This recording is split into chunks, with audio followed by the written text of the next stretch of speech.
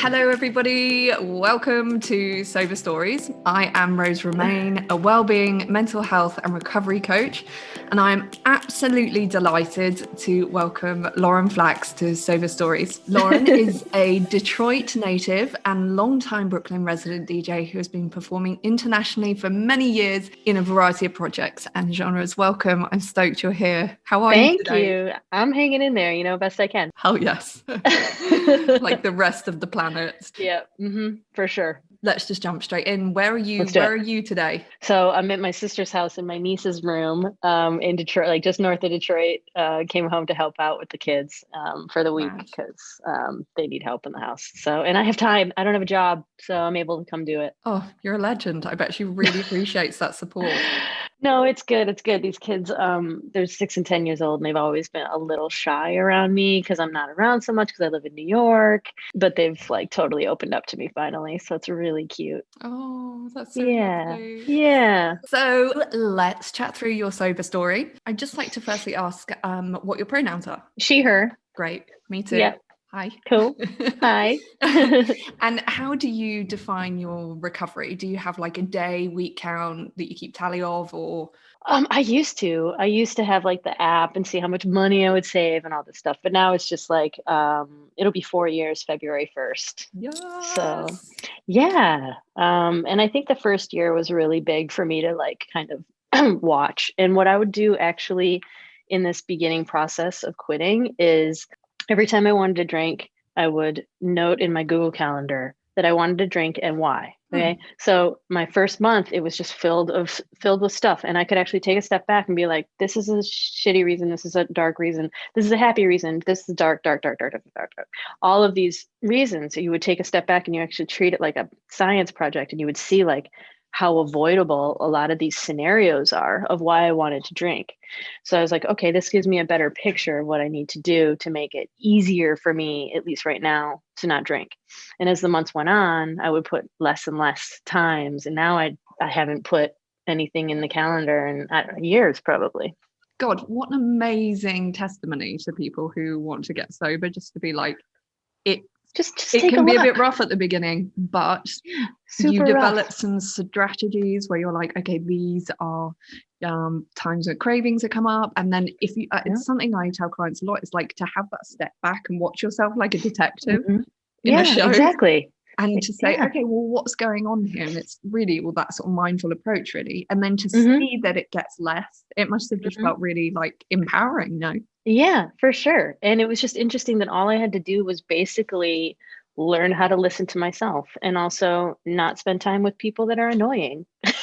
If I'm tired, go home. Don't do another shot of tequila to keep you up and like want to have fun. But like, you're tired, listen to your body, go home. It's okay. You can go home. It's okay. You don't, we all love fun, but we don't have to have it all the time. Yes, absolutely. So, that sounds like an excellent strategy. So what led you to sort of embark on this journey of recovery in a way? Well, I think I went in and out of alcoholism pretty seriously for most of my life. And the big catalyst at the end was Trump won. So Trump won, and then I spent the next 3 months just like drunk. I'm like, I don't care. And I don't have any regrets. It's what I needed to do. Right. And then fast forward to, February 1st. And I was like, okay, we got to fight this guy. I have to get my shit together because we have a lot of work to do. I'm just going to like, okay, I'm going to do my thing where I take a month off. I would every year like have a month like sober January, sober February or something to like kind of recheck in. And what would happen is I would reset myself, and then I would slowly get to the point where I was drinking a lot again. It was always, this. Yo-yo back and forth, right? Yeah. And I'm a Libra, so balance is important for me. If I don't have the balance, it's all out of whack. So yeah, I just did the thing. I was like, okay, take a month off. I'm going to get my stuff together. And then after a month, I was like, I don't know, something's happening. I need to continue this. And I didn't really understand what was going on at that point, like why. But to kind of broaden the picture of what I was going through, I mean, I have been dealing with a few years before that kind of deep trauma work, childhood trauma work. And I would say like 2017 was when I kind of got back into my body. Wow. Yeah. So I've experienced crippling anxiety majority of my life. That to me is when our soul, we're just hanging out of our body. We're not grounded. Mm. So when I figured out how to be grounded in my body, I was like, is this what I was always supposed to feel like? Was I always supposed to be like this? And I always thought it was going to go away. And then I was like, okay, this meditation and the recovery that I've been doing on through plant medicine, which we'll probably talk about, got me to this place where I was in my body. And then 2017 happened, and I just decided to take a month off. And what ended up happening is I took the month, and then it turned into 2 and then to 3 months. And I was like, I think that I need to stop. Hmm. And then something just happened where I just stopped. And my, in examining it, it was my spirit's way of saying, okay, you're in your body now. It's time for you to learn who you are, what you like, what you don't like, who you like, what you don't like, all of these things that I had never had room for because I was never present enough. So that's what ended up happening. So that first year, it was really tough the first year. I'm not going to lie. Incredibly insecure, wondering if I was any fun anymore, all of the things. But, it did take about a year to get through to the other side of that. Yeah, and it takes what it takes, right? Like, I think sometimes we can think like, okay, I've made a decision, great, I'm going to feel better immediately. And, there's a reason why we placate, whether it's anxiety, trauma, or whatever, we drink. It's a solution of sorts in a way, right? It's and like a cause. medication to, I know for me as well, it was like, it was my reward. It was like my ease. It was my friend. It was my everything. And so that I could get really, really, really, I actually was talking with somebody about this the other day. Like, I could often feel more present with a drink because I felt like I had my coping mechanism with me, right? 100%. You know what I mean? And so you take that away and then you're like, okay, so what the fuck am I doing now? Like, literally, what are we doing now? And I don't feel like people give it enough credit for that first year. It is really tough. Yes, sobriety is an excellent, powerful journey, embarking in such curiosity and delight in so many ways. But like, it takes a minute. It takes a minute. It's work because we have this crutch, and you know what? It served as a crutch and it helped me in a lot of ways, but it didn't serve me anymore. And it doesn't serve a lot of people when it becomes an abuse. Right. But like when you give that up and you see like, okay, this is what I'm lacking. How can I go within to get what I need to be enough? So that sets you on that soul journey of like being enough. Right. Figuring out who you are. No, I'm enough. I'm awkward sometimes. Yeah. That's who I am. Yeah. Deal with it, There's something so beautiful when you figure out you're just like, I'm kind of awkward sometimes. I'm okay with shy. That. Yeah, I'm like super outgoing, but then I'm like super shy around certain people. Some people's energies really shut me down, and I like don't know what to do about it, and I just shut down. And like that's how it is. Right. And it's certainly one thing, exactly. One thing I wanted to do with these sober stories is like definitely be like a bit like myth busting. It's like sometimes you have to meet yourself and you'll be like, shit, I feel weird in this situation. I feel weird in that. And like being like, hey, guess what? It's okay. Yeah, exactly. It's like really okay. It's like it's doing shadow work. Right. Loving the sides of you that aren't necessarily that you don't love. Right. But figuring out how to love them. Totally. It's such a brave journey. I love it. It is the path of the warrior, man. Yes. Yeah. Hell yes. Actually, you just sort of mentioned on something there for some people might not know what shadow work is. Would you mind sort of telling us a bit more about that? Yeah, sure. I feel like it's being able to find the ability to shine light on the parts of us that we hide. Right. In a way. And, a lot of us have traumas that have brought out sides of us that we're ashamed of. And we have to learn how to love those sides, not like be proud of them. Like we have, like if you get super angry and you act out in a way, you don't want to be like, I love that side of you. It's so great. No, you have to like nurture that side of you and heal that side of you. But if things come out in a way that's negative, you have to learn how to love yourself still and forgive yourself and try to do better next time. Right. Always try to do better next time. Like there's always another opportunity to do better.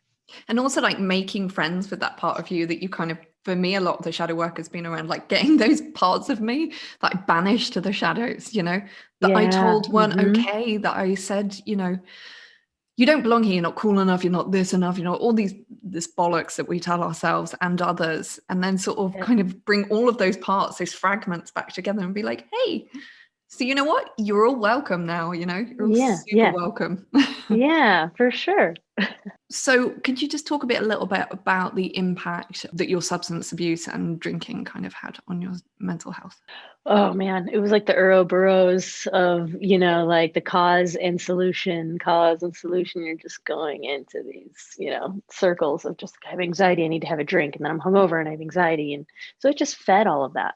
Yeah, that was the biggest thing. And like I said, like I'm as a Libra, I can't do this. I'm not okay. And I always thought like, well, if I balance out the drinking in a way that isn't crazy, then I'll be fine. But it was just really hard for me to be able to do that. So I figured out that when I cut it out, that's when everything went like this. Right. So I didn't have to deal with that back and forth anymore. But yeah, the anxiety was really, really bad, crippling bad. I would just have a normal dinner with somebody and out of nowhere, I just had to sprint up and run home, only safe spaces in my bed. And, people are like, wow, you're so calm. I'm like, yeah, because you've never seen me having anxiety. I'm always like gone and in the, I'm not around anybody. Yeah. So learning how to deal with that has been one of the greatest life shifts of my life. So apart from getting sober, what other coping mechanisms and strategies have you used within that first year, especially for getting through? Meditation. Nice. Meditation's a big one. And people are scared of that word. They're like, I can't quiet my brain. I'm like, no, it's not about quieting your brain. You're never going to stop thinking. It's just about focus. And when then you lose focus, you come back to the focus. And then 2 seconds later, if you lose focus, you just come back. Same thing over and over. So, and I went through a bunch of different kinds of meditations before I kind of settled on what really helped me. And the biggest thing was grounding meditations. And you're literally just growing a root out of the base of your spine down into the center of the earth. If you can just try to visualize that. A lot of people aren't there are people out there that aren't good at visualizing. And for that, you want to just keep saying to yourself, I am now grounded. I am now grounded. But if you can try to visualize even just a little bit going into the earth and pulling down 5 minutes, set a timer if you have to, just 5 minutes a day until you just grow it a little bit. I'm not one of those long meditators. I don't do hours long. 10, 15 minutes. I'm a person in Western culture. I'm a busy girl, but if I have 5 minutes to sit down, it makes a world of difference. So I just kind of like advise people to even just use Headspace, guided meditations to kind of get the gist of it, because Headspace actually takes you through a whole bunch of different meditations and you don't even know it. Yeah. So when you start exploring more and seeing what you're into and what works for you, it's really good. Some people like to just stare at a flame if you can, or focusing on the breath is a really good one though. Just focusing on the breath, the in and out breath. And then when your brain goes to, whatever thought, you just say, that's a thought, and then you bring it back. Right.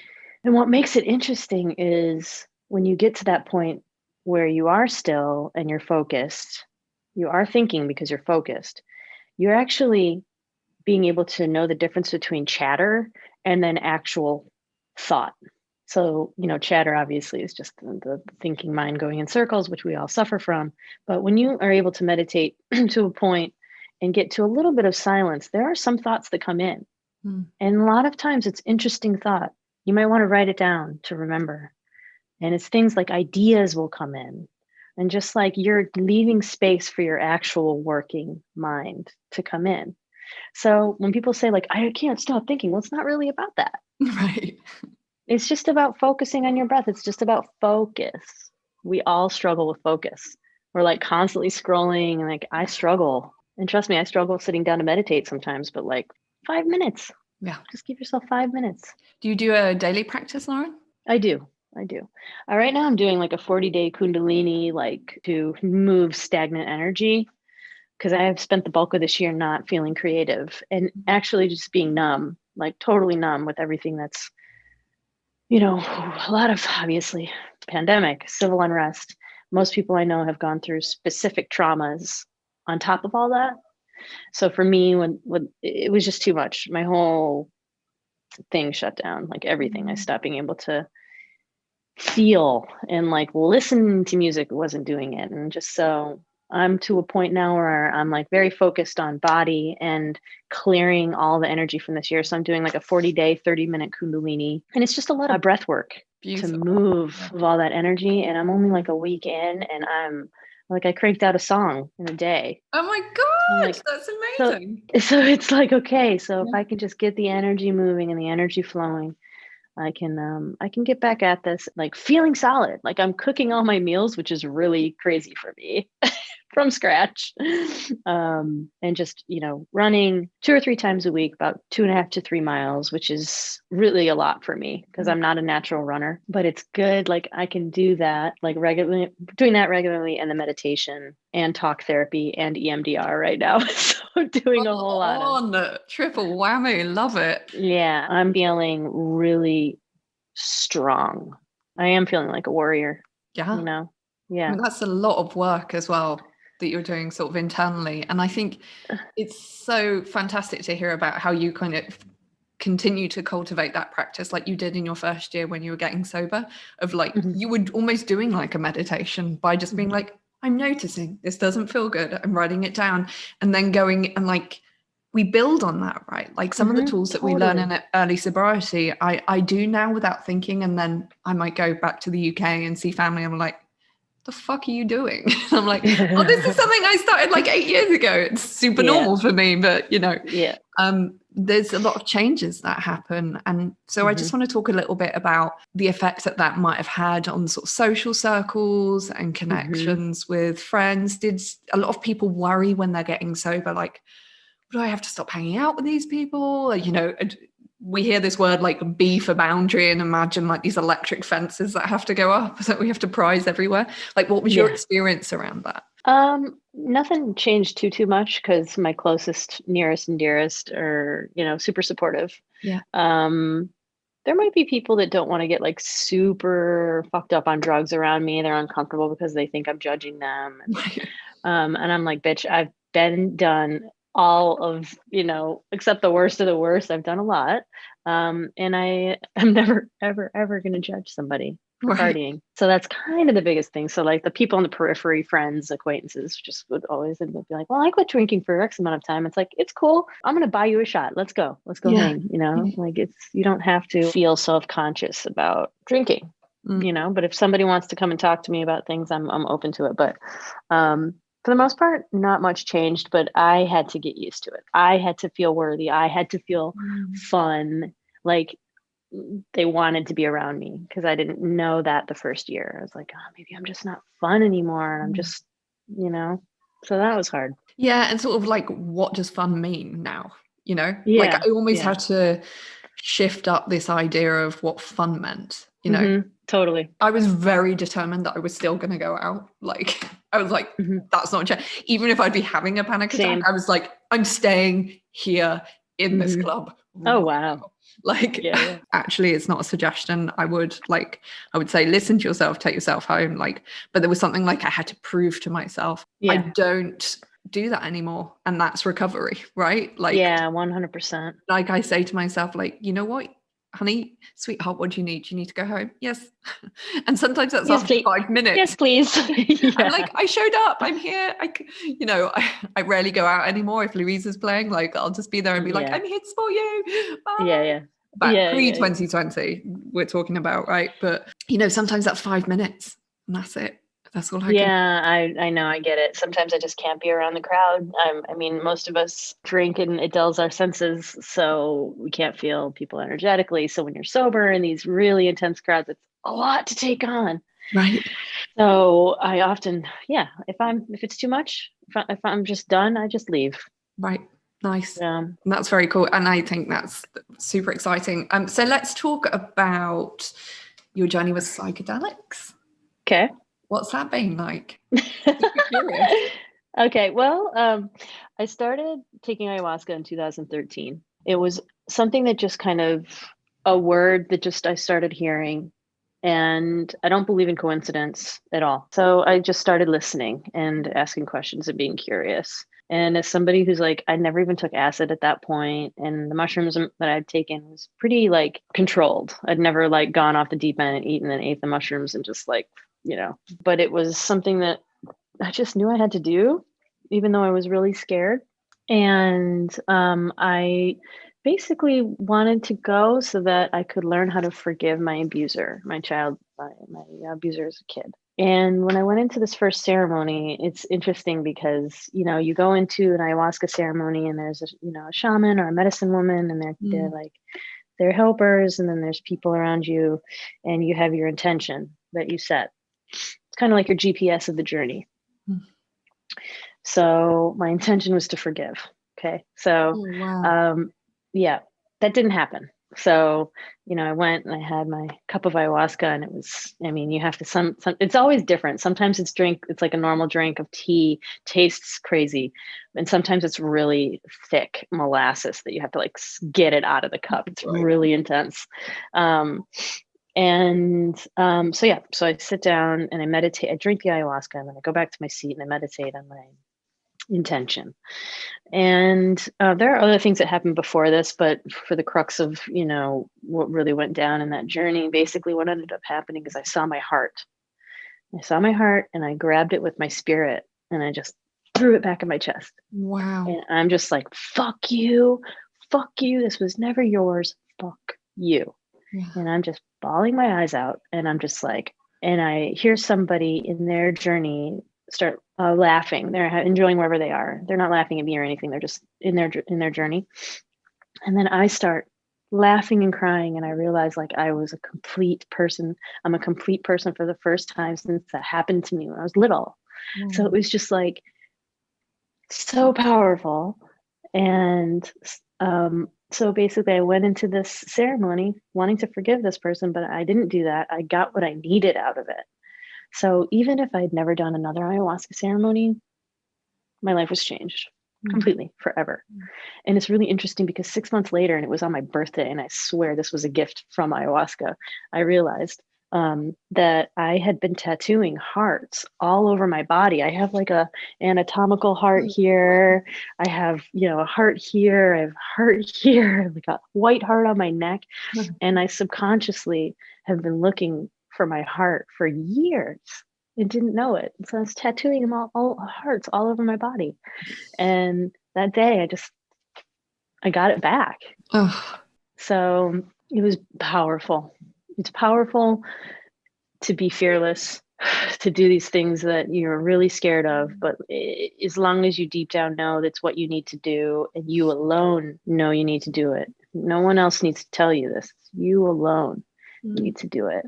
It was what changed everything for me. Changed everything. And ayahuasca then led me down a path.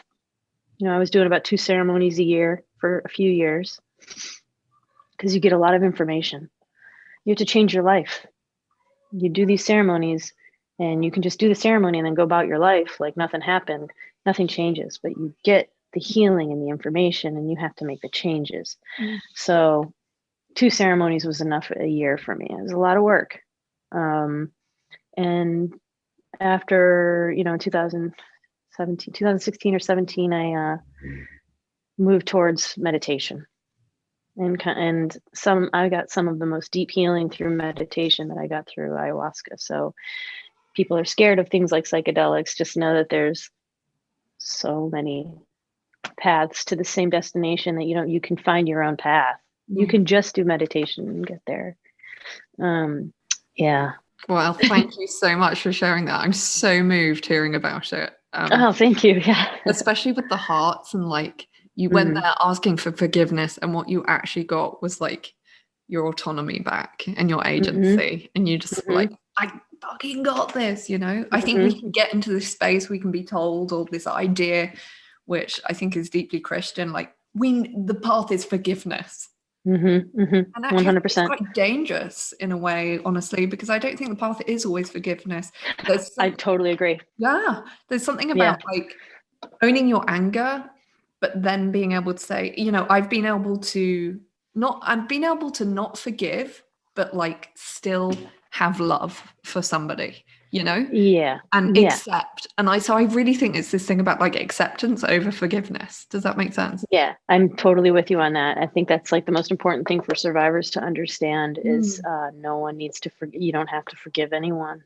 for what happened to you. Yep. You can work towards your own healing, and maybe you would find empathy. I think empathy might be one of the greatest. Empathy in itself could be a religion if religion wasn't so broken. But Right. if people just learned empathy, Yeah. you talk to you talk to boomers or Trump supporters or Republicans and ask them the difference between empathy and sympathy, and they probably won't be able to even answer. Yeah. It's like they just find it so difficult to show any caring for things that they haven't personally experienced or experienced in their surroundings. So they can sympathize if it's happened, if they figured if you know something. They can't empathize. And if we could just figure out a way for people to get there, we would be a completely different community. Amazing. I couldn't agree with you more. Like, we need to start an empathy cult. Right? Yes. Just like, it's crazy. Like, I feel like I am getting to a place of forgiveness now. And I think it really does come down to empathy. And it in my way of thinking about forgiveness doesn't mean I need that person in my life, because I don't. It's just so, but again, like I can't say it enough, like no one deserves your forgiveness. Like your forgiveness is all about you and you alone. Like if you can't forgive that person, like that's understandable. Right. Yeah. Right. It's okay to not forget. It can But it's almost a lot of become work. like obsessive, can't it? This idea of forgiveness. I It's think get because really it's a trapped. journey. Yeah. Yeah, I mean it's a real journey. You can just say, yeah, I forgive you, but like no, like actually it's a real journey and you might not get there in a lifetime and you might not need to. But yeah, so yeah, obviously it's something I'm trying to think radically on and dissect in a way like I don't even fully understand what forgiveness means. So yeah, I mean, I think that's the journey I'm on right now is dissecting forgiveness and what it actually means. Because it's not about it really is, it's really not about setting the other person free or letting them feel better. But there is something powerful. I don't know. See, it's so tricky because I really like at the same time, I'm like, no, you don't have to forgive that person. But I want to be able to think that there's a way to forgive. Well, So for I don't me, it's know. intellectual in a way, And it's like Yeah. this thing with your hearts. It just either happens and comes together, and it will, Yeah. you go looking for this thing and you get something else, and then suddenly it's just like, I remember being really angry about something that had happened, and was trying really hard to forgive for something that happened when I was growing up, and I was carrying, and I could feel like it physically holding me down. And then I just remember being in the street, and I remember exactly where I was outside Saint-Lazare train station in Paris, and I was just like, it's gone. And I did literally nothing. It just felt like I dropped a backpack. It was just gone. And that wasn't But me you winning. probably did do the work. Right, but I was like sewing, but it was all the stuff that I had been doing, but I couldn't force the time in which the solution was going to arrive. You know what I'm saying? So Totally. we can do Totally. all of these things. We can take these actions like sobriety or therapy or Yeah. EMDR or coaching or whatever, or 12-step or the work Yeah. or, Katie Byron. We can do fathomable amount of things. But the relief that I think we seek in forgiveness, which for me is what I sought, in drinking, forgiveness, all of these big things, I can't manufacture that like I could picking up a wine glass. And I think that was so easy to like drink or pop a pill or stick something up my nose, is because I was like, I wanted control on my moods. You just nailed it. Control. Right. And this journey we're on, it's not linear. Right. The forgiveness of it all, or the healing journey, it's not linear. And like you said, it just is one day, it just poof. And you were like, but why? I expected it to be almost more sort of exciting, like to be this moment where I'm like stood outside this monument and like something's going on. And what I was like stood out, I just got off the bus by the train station, and then suddenly I was like, fuck. Yeah. I let go. Yeah. I love it. So what advice finally would you give to other people about who are on this journey, like some steps they could take towards a sober journey? Oh, gentleness, kindness, forgiveness of yourself, because honestly, I think we all make these mistakes of putting such stringent rules on things and saying, I'm never going to drink again. Just be like, don't say never. Just think about today. Always just today. I think that was the most powerful thing. And then before you know it, it's 4 years on February 1st. Incredible. So yeah, I honestly think forgiveness is our key word of the day. And I think forgiveness of ourself Yeah. is the biggest thing. Yeah. If you mess up, you mess up. Right. But you can always try better. You can always do better. Right. We're human beings. And I think just like being kind to ourselves is one of the most difficult things. We can love everybody else. We can be the best to everybody else, but it's so hard to do it to ourselves sometimes. 100%. So yeah, just go slow. And like I said, and also like take notes in the beginning to really dissect why you're doing these things, and start seeing what can you take out of your life to make this process easier. And you'll start to notice it's actually a lot of bullshit in there that I don't need to go through. 3/4 of the work is done if I just avoid these scenarios. Right. So yeah, treat it like a little bit of a science project on yourself, Absolutely beautiful. Lauren, thank you so much for being on Of Sober course. Stories. I'm delighted to have you. I'm so happy to be here and like share my experiences. And I think like when people go through these, I think it's important if down the line, if they're comfortable sharing their experiences and somebody can learn, we can all put our collective information and other people can grab what works for them, So I'm very happy to share. Beautiful. Thank you so much.